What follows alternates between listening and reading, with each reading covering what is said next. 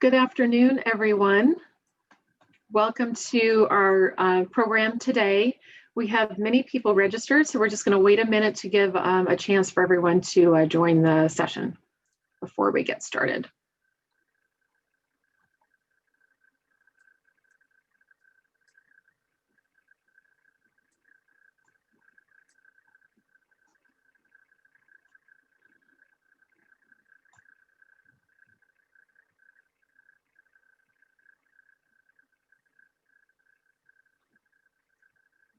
I see we have more joining, so we're just going to wait another 30 seconds or so to let more participants join the webinar, and then we'll get started.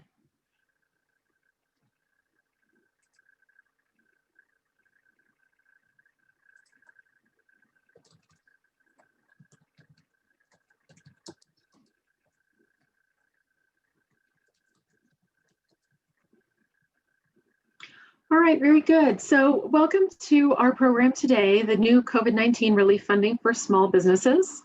My name is Paula Wittekind. I'm the CARES Program Supervisor with the Maricopa SBDC. Joining me today to co-facilitate is Tom Fulcher, SBDC Business Analyst, also with the Maricopa SBDC. So let's get started. All right, as you all know, there are new funding programs available for 2021 coming out of the Consolidated Appropriations Act and the Economic Aid to Hard-Hit Small Businesses, Nonprofits, and Venues Act, recently passed into law. So today we're just going to take an overview look at some of those programs that you've heard about. The PPP loan program, including the first draw, second draw, and also forgiveness. We're going to touch on the EIDL Loan Program Extension, Targeted EIDL Advance Grant, the Debt Relief Program, and grants for shuttered venue operators. Now, just keep in mind, we're very early on into this process. For many of the programs, we are still waiting for guidance from the SBA on all of these programs. So what we're sharing with you today is what we know today. Things can change on a daily basis. And so just know that we're going to give you just overview the programs, and just know that we'll be offering future sessions to update participants and our clients as things change. The official guidance documents for any of these programs can be found at SBA.gov and also on the U.S. Treasury website listed there. So that's where you can find these documents as they are released. Again, let's just start with a brief introduction. Tom, how about if you give a brief introduction of yourself before we jump in here? Sure, my name is Tom Fulcher. I am a business analyst with the Maricopa Small Business Development Center, also a small business owner, so definitely understand what everyone's going through. I've been here about 11 years now and work with general business, business planning and development, equity investment side with angel and venture capital, as well as export. And for myself, I have been with the SBDC for about 4.5 years now. Prior to that, I was a business owner for 15 years. So just like Tom and many of our counselors on staff, you know, we are currently business owners or have been business owners. So we know what our clients are going through, especially, you know, now with COVID and all of the challenges. So happy to be here and help you through this topic today. Very quickly, for those of you who may not be familiar with SBDC services, the Maricopa SBDC is part of America's SBDC and Arizona's network. So we're a national network and a state network.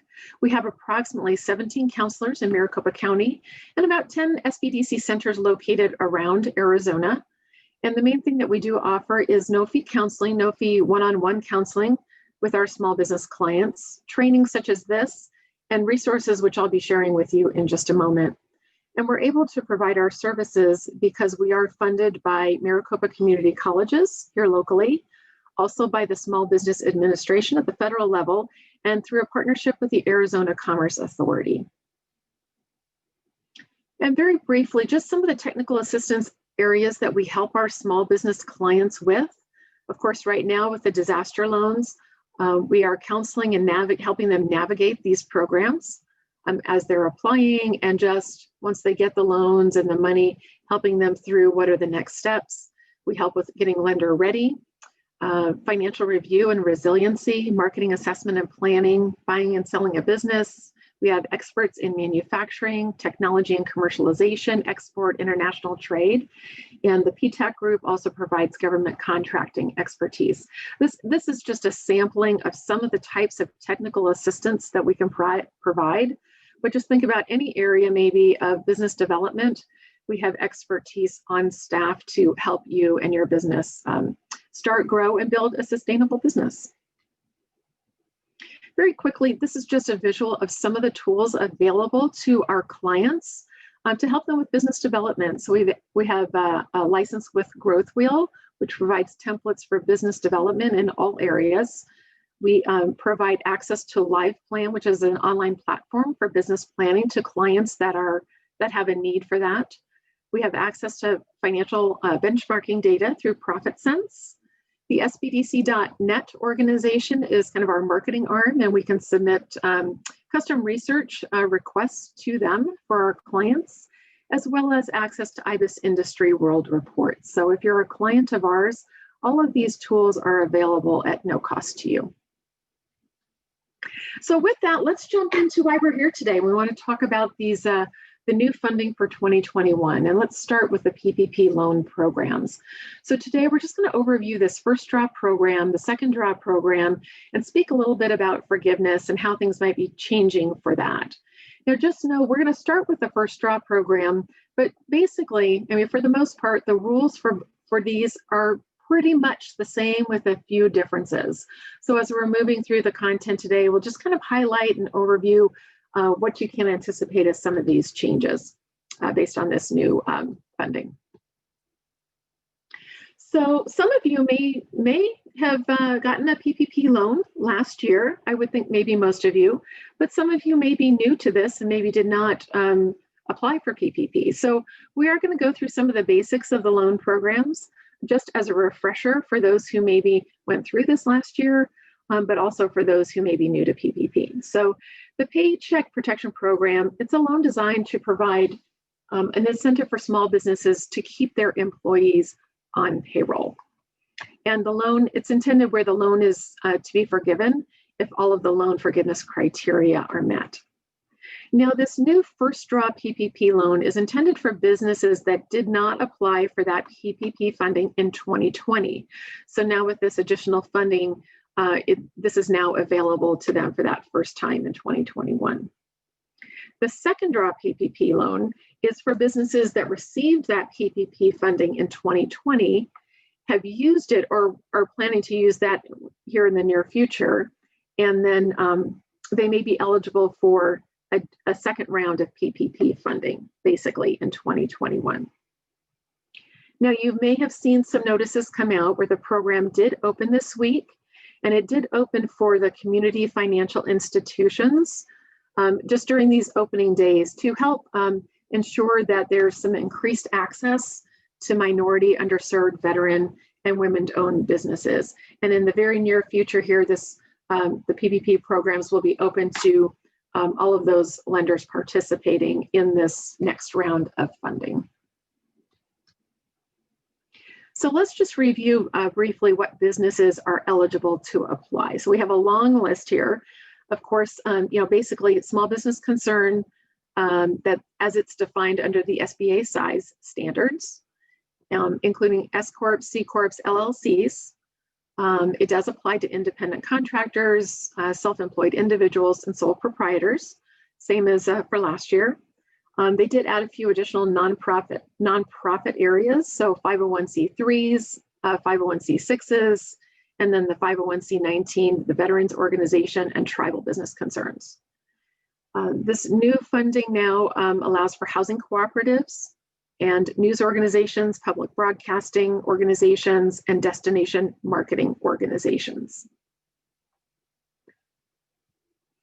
In general, these are some of the basic eligibility rules. So to be eligible, you must have been in operation on February 15th, 2020, and you must not have permanently closed.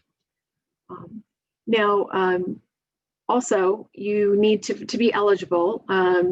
Self-employed individuals, independent contractors, or sole proprietors are eligible. even if you don't have employees, or if you have employees for whom you've paid salaries and payroll taxes, or independent contractors.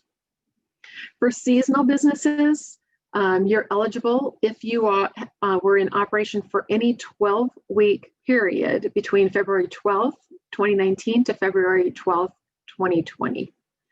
And now in this new round of funding partnerships, they are eligible, but they're going to file as one application for that partnership. So just a high level at some eligibility rules. There are more details in those guidance documents that I mentioned early on, but we're just trying to highlight and overview some of the changes and the basics for each of these programs. Now, to apply for the PPP programs, you do go through an SBA approved lender, and you can find this approved lender list on the SBA Arizona District website. It's very easy to get to that link. I've put that link on the screen, and you'll come up with a list of the lenders, and it's been updated for this next round of PPP funding. The list that's there may, of course, change over time, but it's anticipated that many of the lenders that were offering PPP may very likely be offering in the second round again. So be sure to check out that lender list so you're ready to go.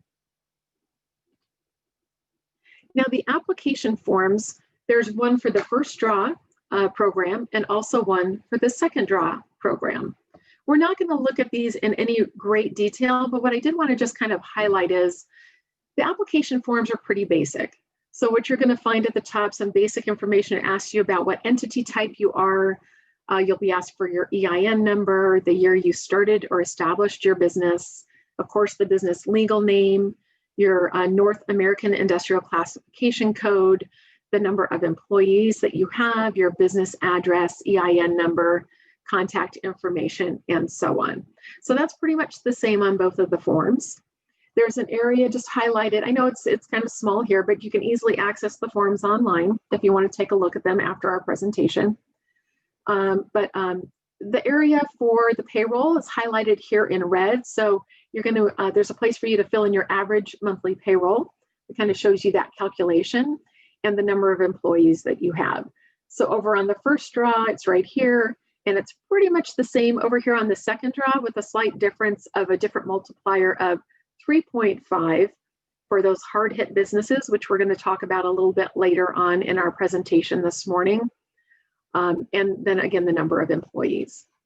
There's an area in each form, the same, of how you're intending to use those funds. And then over here on the second draw application form, there is an area where you're going to put in the numbers that indicate that you've actually had a 25% reduction in revenues from 1 year to the next, because that will be part of the eligibility requirements. And Tom is going to talk about the second draw program again a little bit later in the presentation. But they're pretty basic and they're pretty much the same forms except for a few minor differences. And again, you can find these forms online at sba.gov. Now, as far as the eligible use of funds, let's kind of take a look at payroll. Now for this, remember that the PPP loans can be forgiven. So one of those criteria is you must use at least 60% of the funds for payroll purposes to be eligible for that forgiveness. Now this list has changed just slightly from last year. So some of these things, if you're familiar with the loan, will look familiar to you. So salary, wages, and commissions, payment for vacation, parental, family, medical, or sick leave. There's allowance for separation or dismissal, payment for employee benefits. So now you can include in that the group health care, group life, disability, vision, dental insurance, including premiums and for retirement. Of course, payment for state and local taxes assessed on compensation of employees.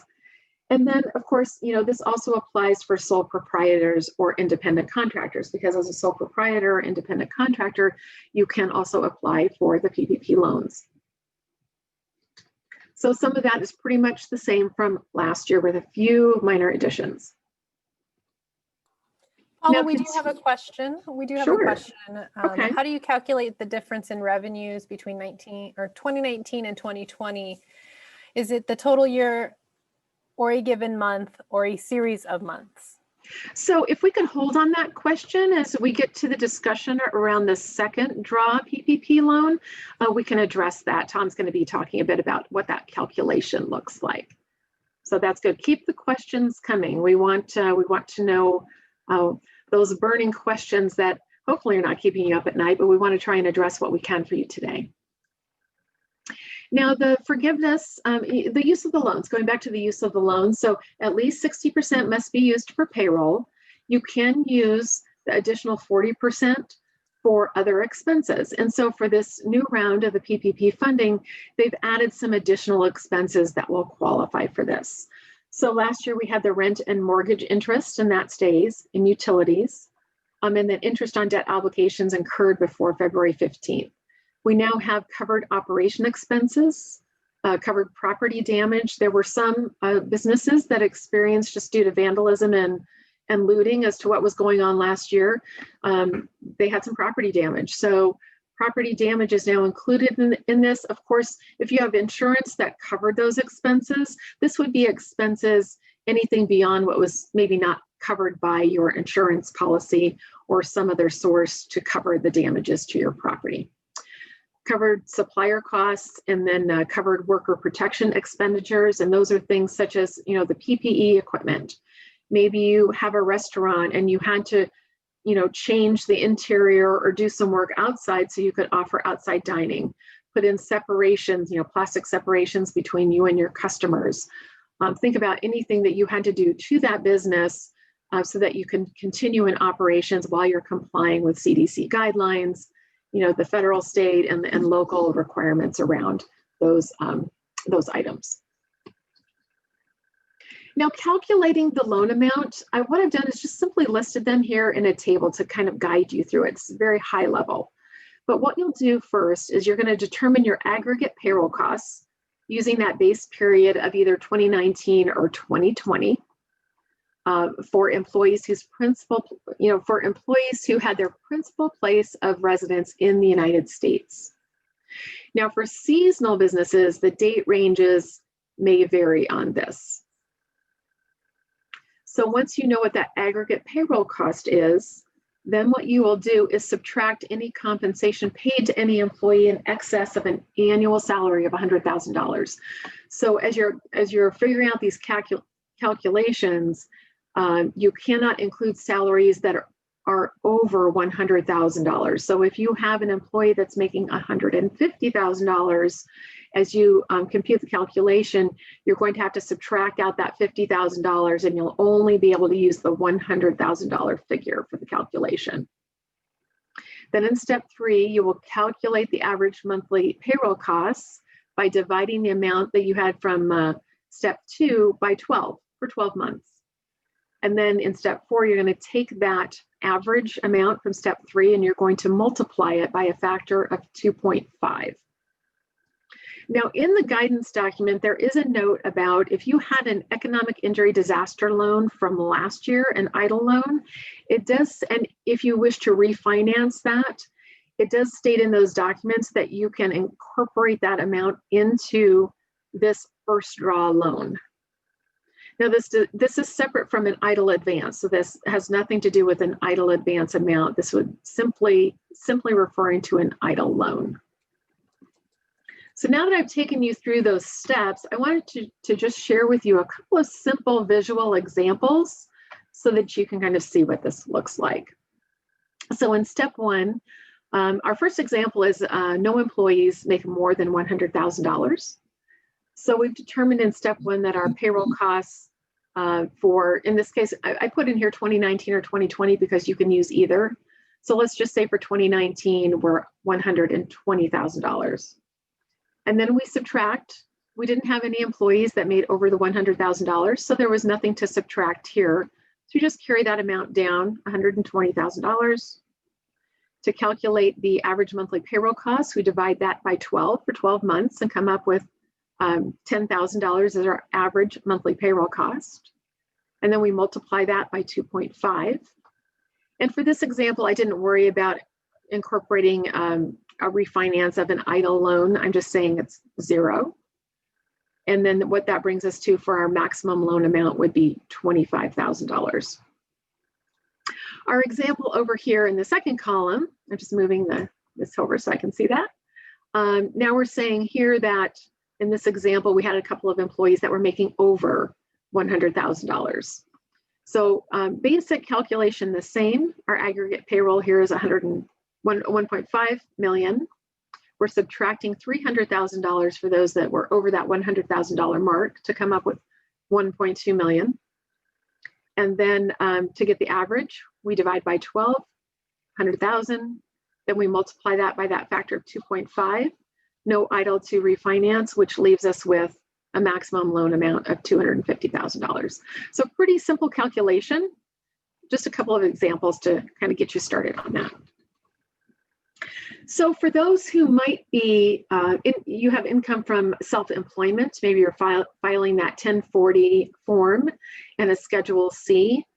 Going back to that 5-step process, for that first step 1, what you're going to do is refer to either your 2019 or 2020 Form 1040, Schedule 3, line 31, sorry, Schedule C, I think I've got a typo there, line 31. And you're looking for that net profit amount. So if the amount is over $100,000, you do need to reduce it to $100,000 because that is the cap. And then you'll just continue through the rest of those steps 2 through 5, which we just walked through. Now for seasonal employers, that first step is what you're going to do is you're going to use the average total monthly payments for payroll for any 12-week period that you select. And that period you're looking at is beginning February 15th, 2019 and ending February 25th, 2020. So as the borrower now, you can kind of select what that 12-week period is that you will use to calculate that payroll. And then you're just going to continue with steps 2 through 5. Hey, Paula, before we move on to this, sure. if you are a Schedule C filer, and if you do also pay people W-2 wages, you do add those on top of your line 31. So it's line 31 plus those wages you've paid people, other people to get to that total amount. Okay, great, thank you. And before we move on from here, Tom, anything else we need to kind of highlight as far as changes or calculations? No, I think that comes in the forgiveness area, so we can kind of wait till we talk about that more. Okay, great. Now, again, supporting documentations, right? All of these loans these programs we're talking about today, there is supporting documentation that is required during the application process or the forgiveness process. So I've just listed here what some of those forms are. So just know that, you need to start, if you don't have these gathered up, make sure you're starting to gather up this documentation in preparation for that application process.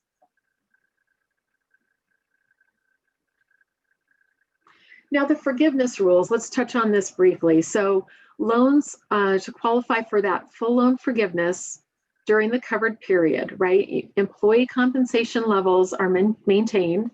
At least 60% must be used for payroll purposes, 60% of the funds. 40% can be used for other business expenses. Now, many of our small businesses that we're working with, they say, well, can I just use all of it for payroll? Absolutely. You can use 100% for payroll. You can use 80% for payroll and 20% for the other expenses. It's just that you must at least use 60% for those payroll purposes in order to qualify for that full loan forgiveness. And you also must use, if you're using that other 40% for those expenses we looked at, make sure you stay within the guidelines of using those funds for those specific expenses listed.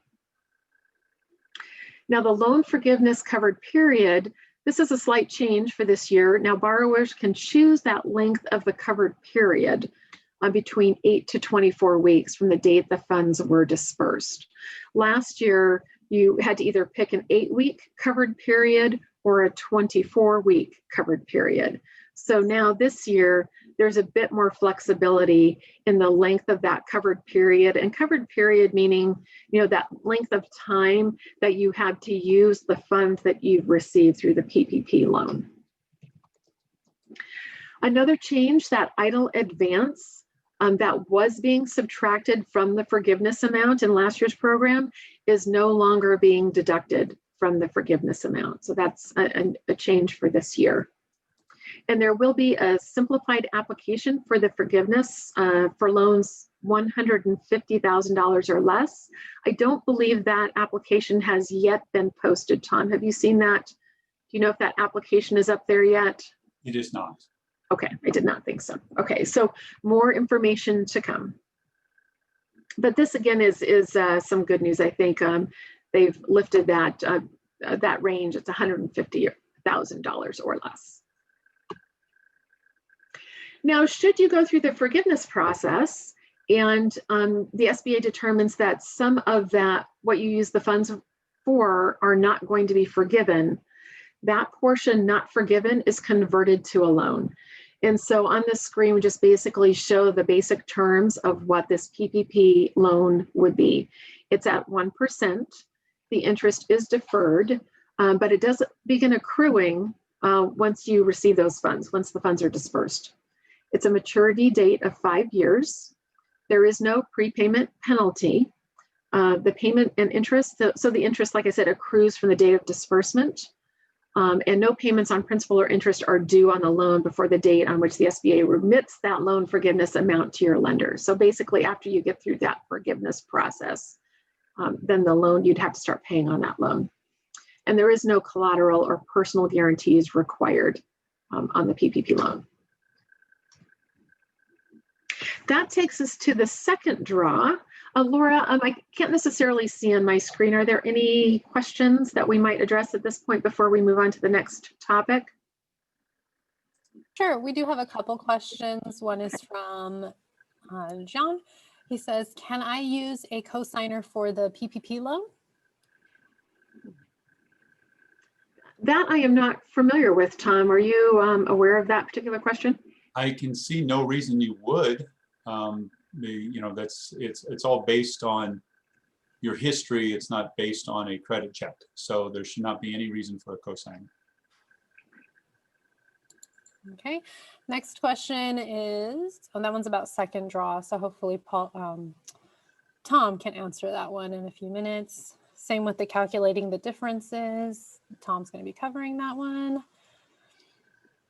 One asks, we're a small company, we don't have a payroll and didn't receive the first draw. Can we apply in the second draw?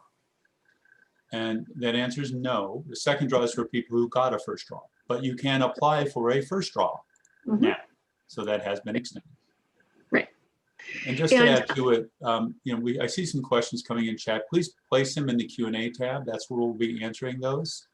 And then one thing additional just to point out that applies to both first and second draw PPP, the original IRS rules stated that although the PPP proceeds were not taxable, the expenses which they covered were not deductible. That also changed along with the EIDL advance. So that also changed. So whatever you use those PPP funds are, if you use them in an eligible fashion, those expenses are still deductible on your taxes. And that's great. Thanks, Tom, for sharing that. And also, I did not put in here that March 31st is the date that these loans are open till. So it's these are available through March 31st, 2021. And so plan for that date. That is not an application date. That is a date by which the lender receives an SBA loan number and that loan is approved. So it's a tricky thing. I would say don't wait till March 29th because you won't get a loan. And depending on the lender and their backup, it may take a variety of time. So as soon as you are ready and have worked with your counselor at the SBDC to help you get ready, go ahead and apply. Yeah, great. We do have some other questions, but I believe they might be answered after Tom's segment. Sure. Just for the sake of time, I think we move forward into second draw loans. So take it away, Tom. Absolutely. So there are second draw loans available. So for those that did previously receive a PPP loan and have used it fully or will use it fully, they may apply for a second draw loan. That would be a little tricky for some of you that already applied for forgiveness and you had an EIDL advance, so that EIDL advance was reduced and And just know that the SBA will be looking at those situations. They will be, if you've already paid back the loan, they'll be remitting it back to your lender, who will give it back to you, and your full amount of that first PPP loan, if that's all it was, will be forgiven and you will qualify. So if we can move ahead. So eligibility, as I said, you previously drew on it and will or have used it all.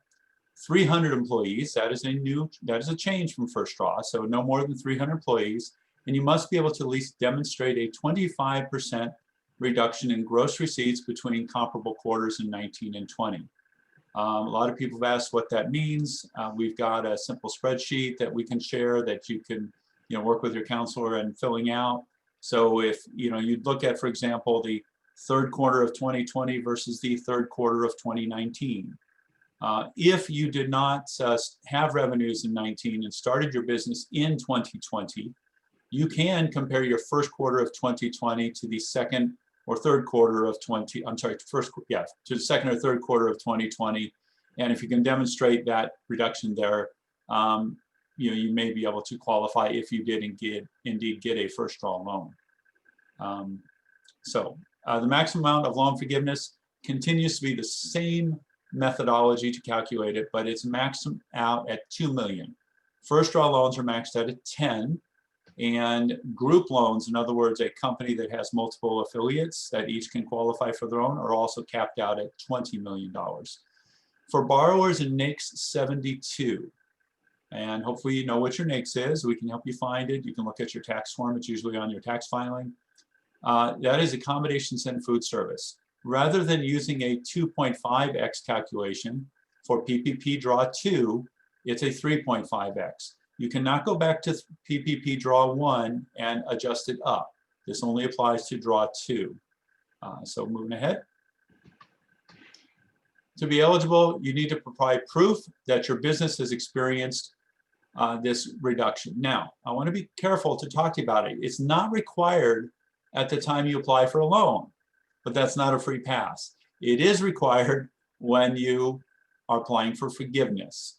So you can't just say it and wish it into being. You do have to validate it and have that validation ready for forgiveness. Now, the SBA has said one way to do that is just have a full year tax versus prior year tax. And if the full year is 25% down, then at least one quarter was down by that much. If full year was not down by 25%, only you're going on only a quarter basis, the lenders may have different requirements for exactly what will be proven to validate that. So moving ahead. So calculation, as I said, it's pretty much the same as the first draw, and that's you subtract that compensation for employees over 100,000, and then you calculate it out by 2.5, or if you are NAICS 72, accommodations and food services, you multiply that by 3.5. Again, if you're not sure your NAICS 72 exactly, if you don't know, checking your tax form with your CPA, get in contact with your counselor at the SBDC, and we can try to provide you some guidance in that area. And then again, we already talked about that if you are a newer entity, there are different methodologies to calculate that. So how do the change new legislation apply to your business if you already completed the forgiveness process in 2020? And I just alluded to that. So you have multiple situations. Let's say you applied for forgiveness and you have not repaid it. The lender should be you've not repaid just the advance part. But you used everything but that advance, then that lender should be going ahead and moving to forgive that. The SBA will be reimbursing them. If that forgiveness occurred and let's say you repaid that idle advance, the SBA will reimburse the lender will be reimbursing you. These all assume that you used it in full except for the idle advance. And for some of you that applied early, you might have gotten a PPP loan where they took off the idle advance before dispersing the loan. Again, the SBA will be remitting that funds to the lender to remit to you. But it is important, you have to have fully used or demonstrate that you will be fully using your first draw PPP. If you got a first draw PPP and you just did not use it all, the idle advance aside, you cannot qualify for a second draw PPP. So I believe that might be our last slide on second draws. Before we go to EIDL, why don't we open up some questions on that and see if we have any we can answer. So the first one was, how do you calculate the difference in revenue between 19 and 20? I think we covered that. It's the, it is depending on a quarter, and quarters are calendar quarters. You can't just say, I'm going to take May to July. You know, they do have to be calendar quarters and do a comparison to the quarter four. If you are down more than 25% for the whole year, that's an easier thing to demonstrate. All right. Should you use the same lender for the second draw? Paula, do you have an opinion? Well, I would definitely start with the, if you had that, did you say for the first draw or the second draw? It should use the same lender for second draw that you used for the first draw. So you don't necessarily have to, but the natural place to start would be with the lender for the first draw. Now, if you're unhappy with that lender, there's no reason you can't go out and look for another lender for that second draw. Okay. So somebody asked, they own a group fitness business themselves, and the owner is not on payroll, no other employees. Do I count myself as a sole employee if I'm not on payroll and don't have any employees? Well, so many of these questions, Paula, don't you think, come down to tax filing status? If you yes, are, absolutely. if you're Schedule C, you've got a different method to do this. But if you're a C Corp or S Corp, you have to have W-2 employees, and that includes yourself. Otherwise, you will not qualify for PPP. Okay. All right, Paula, is aggregate payroll cost annual or prorated for a certain period of time? I don't see that question. Where are you looking? It's at the very top. And the answer is that you calculate it annual and then divide by 12 and multiply by either 2.5 or 3.5, depending on your NAICS code. Correct. And you know, Derek asked about, does payroll include yourself? And we have answered that. It just depends on your filing status. Heidi has asked Paula, when do borrowers choose the covered period? At application, distribution, or forgiveness? That's great. Oh, at application, so at forgiveness. So that's when they choose that covered period, because covered period is related to that. Yeah, and if any of you used the alternative covered payroll period, alternative, yeah, I think that's what it's called, in the very 2020 version of PPP, that no longer exists going forward. That doesn't affect what you did in the past, but just be aware of that. Braxton says he's calculating the average cost of payroll for all employees collectively. He's salon owner, so he's the only W-2 on salary, has a lot of 1099s, and a receptionist on W-2. I assume the question there is who qualifies, so only those that are on W-2. You cannot claim payment to any 1099s. Every 1099 is an independent contractor and can file for their own Paycheck Protection Program loan. Correct. So Paula, David has asked, what is the definition of gross revenues? Many company clients are in arrears on their invoices. Do receivables count as part of revenue? I'm not sure, Tom, if those count as revenue or not.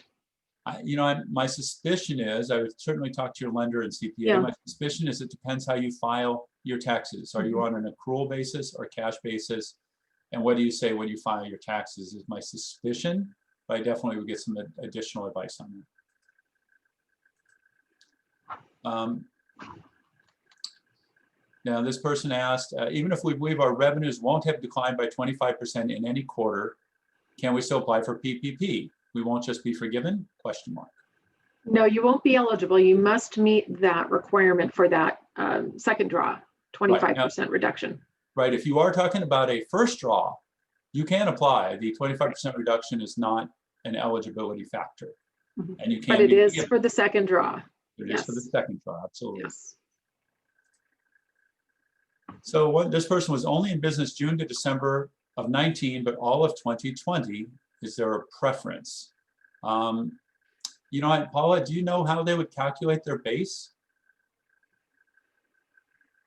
So it's on a 12-month period. It would be 2020. Yeah, I know there were some exceptions depending on filing type, filing status, where you could And use the actual 12 months, but are we talking to the first draw or the second draw? first draw. First So, draw. It indicates 2019 or 2020. right. And for those businesses who were maybe not in business for that entire 12-month period, then I think you are allowed kind of a range of what makes sense for the amount of time you've been in business, as I recall. We'll probably have to get into the guidance documents to explore that a bit further again. Yeah, definitely follow up with your counsel on that one. We'll try to get more information. Sometimes there are just many gray areas around many of the questions, and it's kind of it depends, and everyone's situation is slightly different. So, right. Yeah. And we'll continue with these, and we'll go back into the rest of the presentation. I'll answer this one from Jill. Are you aware of lenders other than community financial institutions that have started accepting applications? Nobody has. The way the program worked was on the 11th, first draw applications opened for community financial institutions, and on the 13th, second draw applications today. Other lenders and community banks, all the other lenders, likely Monday, possibly Friday, but likely Monday. But nothing prohibits you from going to a community financial institution to apply, if you wish. Right. And I would encourage you to go download that lender list from the SBA Arizona District website and become familiar with who's on that list and start to check those out, especially if you're a first-time borrower. Kind of scope out and put your strategy in place of who you're going to contact, visit their websites, see what they have to offer. Then Paula, for you, Derek has asked, if you did not ask for forgiveness on the first Paycheck Protection Program, can you ask for a second? You need to get through that forgiveness process, I believe. Yeah, right? Well, it says sure. using the funds. Right. But you may not, so this might be an area where we need a little bit more guidance on, as far as, do you need to complete that forgiveness process? I've got clients that they're kind of in the middle of that forgiveness process. They still have not gotten their final determination. So not quite sure what happens even in that situation yet. Yeah, so Derek and Lorenzo asked similar questions. I think we need a little clarification. We did talk with the SBA this morning. I've seen nothing in the documents to say you have to have gotten forgiveness or even complete forgiveness, but there were allusions this morning in the call that, you know, you want to get through your 8-week forgiveness so you can get to the next PPP. So it's a gray area we need to get more information on. So hopefully by our next workshop, you know, please ask that question again. Maybe we'll have more information, or if you are working with an SBDC counselor, let them know that that is a question for you. Paula, Aaron has asked, they were only in business. Oh, I think we've answered that question already. Anonymous, let's see, has asked, they obtained a second draw application from the SBDC website and submitted to the lender for processing. Confused. And Anonymous, no, that's not how it happens. You know, we provide these applications from the SBA, but every lender can develop their own application and portal based on that SBA guidance for that. So, you know, you'll want to check with your preferred lender and follow their process. Certainly talk to your counselor, they can help you identify that. Then, and I'm just checking time here, Tom. So we want to make sure we have about 15 minutes left. So we might want to move forward. Yeah, let's do that. Rest. We'll go ahead and close those for now. So EIDL, and this part will be relatively quick because we are waiting for a lot of guidance in this area. So EIDL has been reopened, if we can go ahead and move forward, to December 31st of 2021. The EIDL is a loan program, not a grant program, and the loan is not forgivable. So 3.75% interest for small businesses, 2.75% for nonprofits, 30 years, first year's deferred. No prepayment penalties, no application fees. It's capped out at $150,000, which if you receive this will actually be $149,900. There's nothing written specifically, but it's highly unlikely that if you've received an EIDL, you'll get a second EIDL based on information that was shared with us this morning. And the EIDL advance itself was also reopened. Now, as Paula alluded to, you can roll your EIDL into your PPP, but you really want to do a lot of analysis on that to see if it makes sense. I don't know if we have an advanced slide, Paula. We have one in a couple of slides coming up. Thanks. So the loan eligibility, small businesses with 500 or fewer employees. So this is different than the PPP-Second Draw, and includes sole proprietors, independent contractors, self-employed, C corps, S corps. It's based on the size of the business and industry standards for that business size. So if you happen to be bigger than that, but you can otherwise qualify for an S7A, there may be still eligibility. Private nonprofits with 500 or fewer, faith-based organizations, agricultural businesses, and the applicant business must be physically located in the United States. So moving ahead.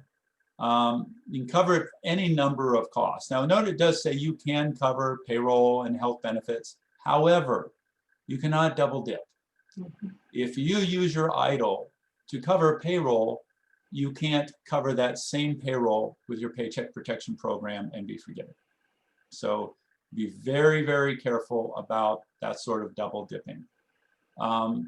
In all these, you do have to maintain records. On the PPP, it's 4 years for payroll and 3 years for other records from the end of your forgiveness, when forgiveness is granted. Similar requirements here. And then there's a whole list of ineligible, and I don't want to take time to read everything there, but you see all the ineligible things on the EIDL list today. Yeah, and I think, just working with clients last year, the frequent questions that I was getting from clients is, can I use it to expand my operations? I want a larger space. Or can I use it to refinance some existing debt? Because at 3.75%, that's a great interest rate. But keep in mind those things, it's ineligible to use the funds for that. It really is intended to help you continue to sustain your business during the pandemic. So think about the use of those funds in that way.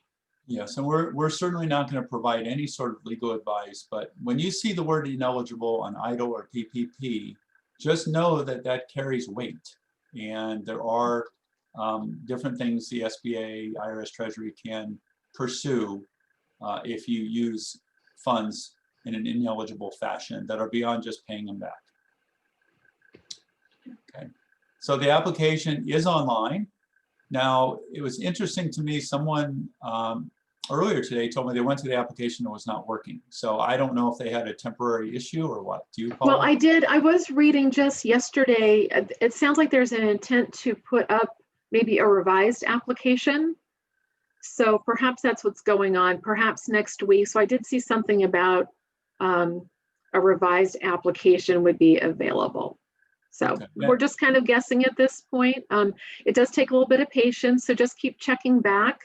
On the SBA.gov website, as well as our website, you can follow. So when things are changing on that side, you'll get those notifications. So follow the Maricopa SBDC, as well as maybe follow the SBA.gov, so you kind of stay in the know as things are changing on a day-to-day basis. Absolutely. And someone also said they didn't see the advance there. The EIDL advance was refunded. Here we go, Tom. There's your slide. Right. So the EIDL advance itself was refunded, and the EIDL advance remains at $1,000 per employee up to $10,000 if you did not previously receive it.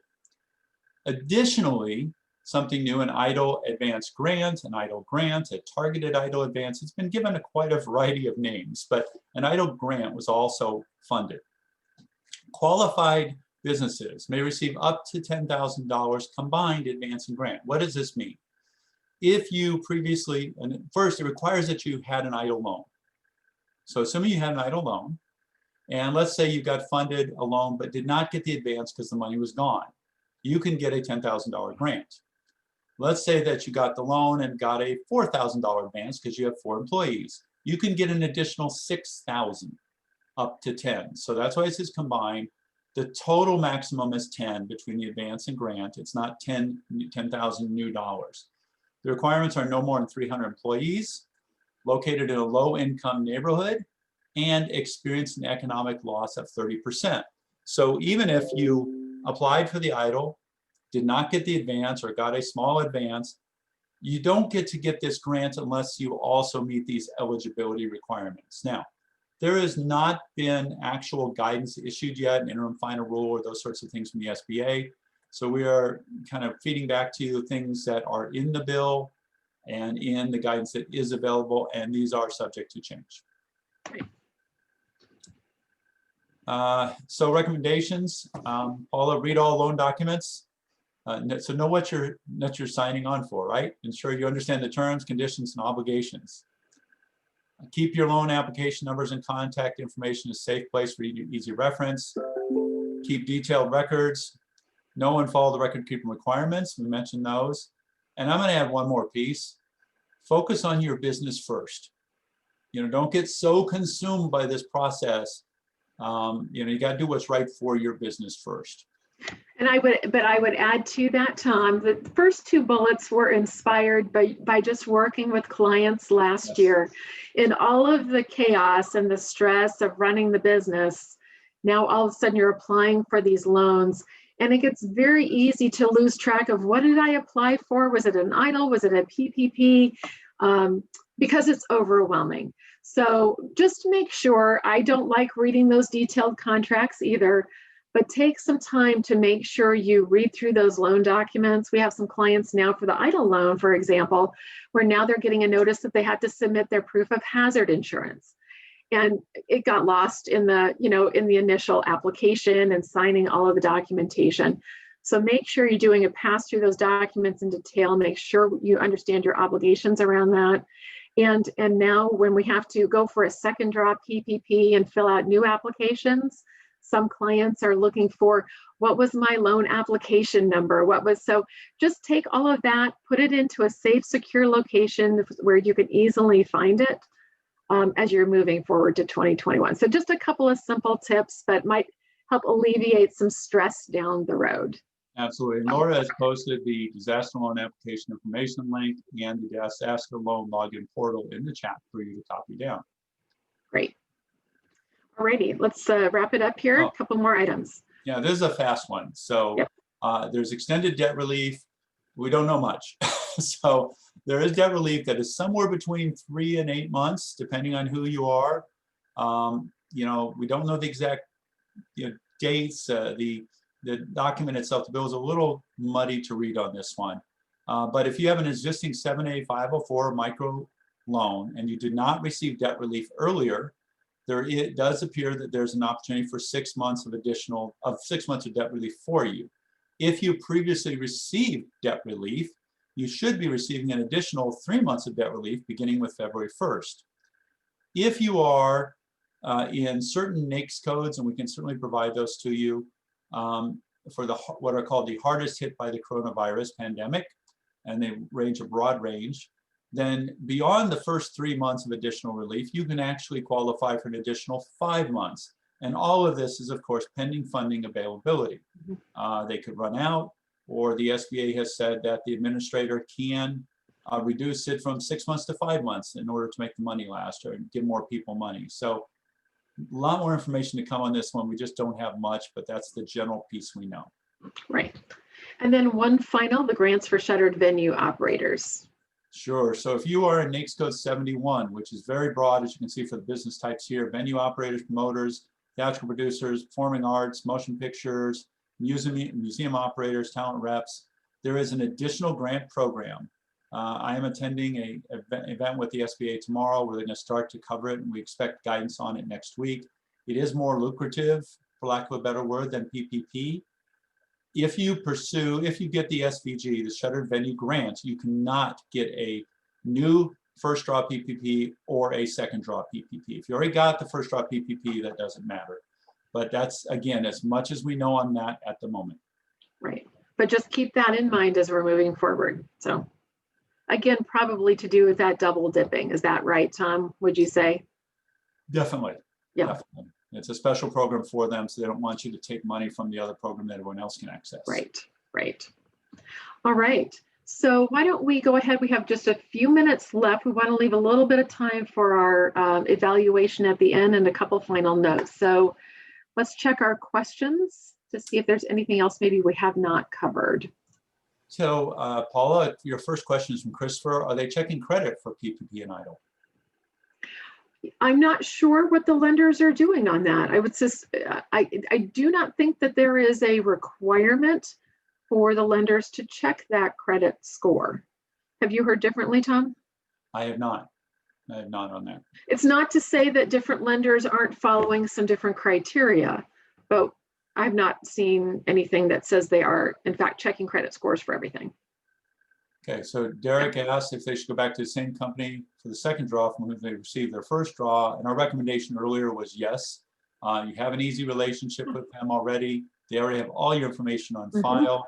So it should be a little faster. Now, if you are displeased with that first experience, you certainly can change. There is no requirement. Right. So Paula, someone asked, do you anticipate another round of EIDL grants? And I think we just covered that. So yeah, we're waiting for that guidance on that next EIDL grant funding. So TBD. yeah, and same here. Any idea what No, the we EIDL don't grant know. application? Yeah, we just don't know. Correct. Okay, great. Why don't we go ahead and wrap it? I do have one more question, Paula, that came up. To clarify, can you apply if you previously received EIDL loan in 2020? Can you apply for an additional EIDL loan? That we know now, no, we've not heard that that is an option. You cannot reapply for additional EIDL funding that we know of today. Right. Okay, anything else, Laura? Kim Flores is wondering where she can find a list of community financial organizations to work with. Is that a reference that counselors can provide to their clients? It is, but let me just very quickly, I'm just going to click back very quickly to the screen.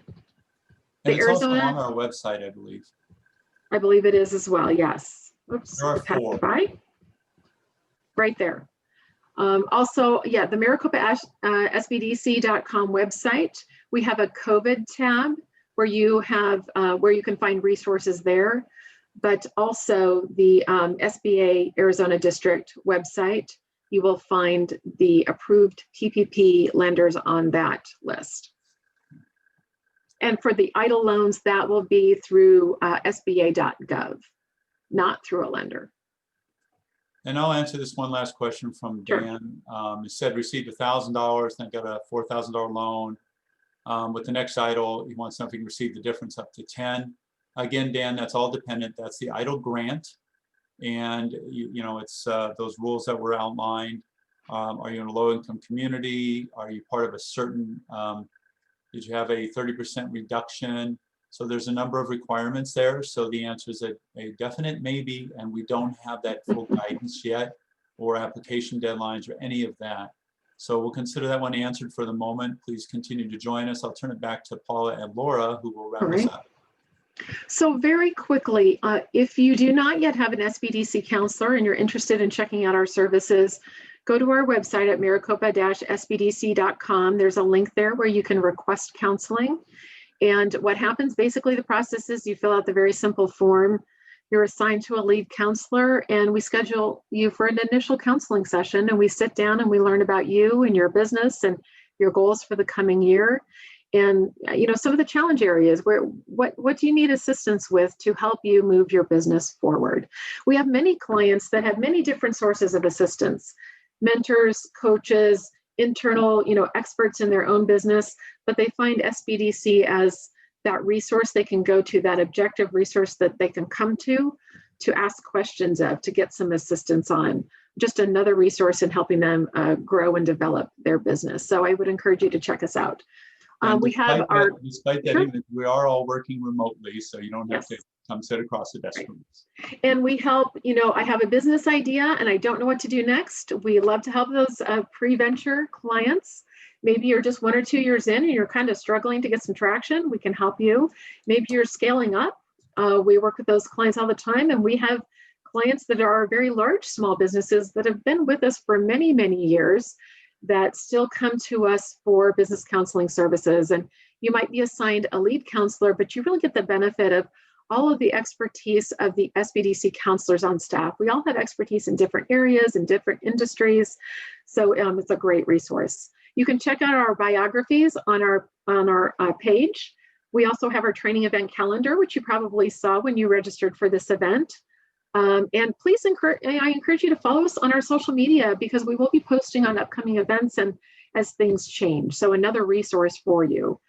And upcoming webinars, we are repeating this the next 2 weeks, the 20th and the 27th, and we are likely to have updated information for you. So we'll continue to update this presentation as things change.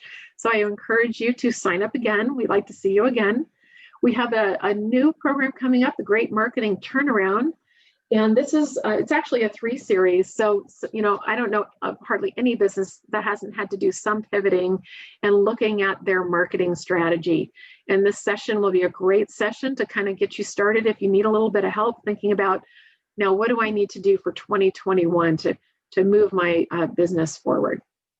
Building financial strength, your business credit score, absolutely critical. This is a great time beginning of the year to learn more about how to build your business credit score. We have a session there on January 28th. And then we're launching our Restaurant Resilience series. So if you're a restaurant, we'd love to see you on February 2nd. And we're going to kind of change up the topics every month.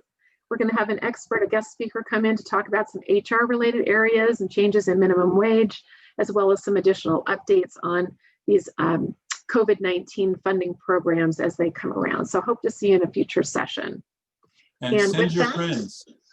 Yes, send your friends. And with that, thank you. And before you go, Laura is going to launch our evaluation. So Laura, any final words for us?